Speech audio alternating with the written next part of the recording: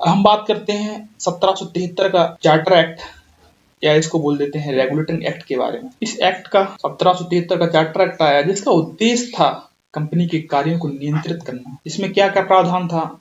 इसमें प्रावधान था, पहली बार कंपनी के कार्यों को प्रशासनिक व राजनीतिक मान्यता मिली और बंगाल के गवर्नर को गवर्नर जनरल बनाया गया। उस समय 3 गवर्नर थे मुख्यतः, जिनमें एक था बॉम्बे का गवर्नर, दूसरा था मद्रास का गवर्नर, तीसरा था बंगाल का गवर्नर।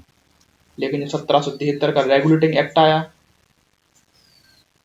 तो बंगाल के गवर्नर को गवर्नर जनरल बना दिया गया और सभी प्रेसिडेंसी बंगाल के अधीन कर दी गई। यानी कि बॉम्बे भी बंगाल के अधीन कर दी गई है, मद्रास के अधीन कर दी गई। बंगाल के अधीन क्यों की गई है? क्योंकि बंगाल से सबसे ज्यादा लाभ प्राप्त हो रहा था, इसलिए बॉम्बे और मद्रास प्रेसिडेंसी बंगाल के अधीन कर दी गई है। बंगाल के गवर्नर को और ज्यादा शक्ति दी गई है, उसे गवर्नर जनरल बना दिया गया है।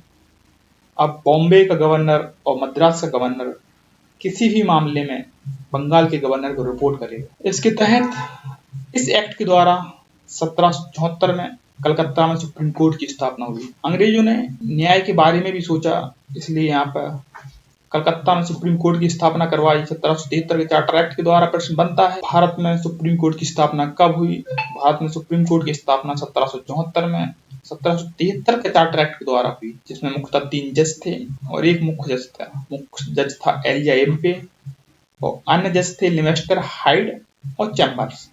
अब इसके लिए इन तीनों जजों को याद करने की ट्रिक क्या है?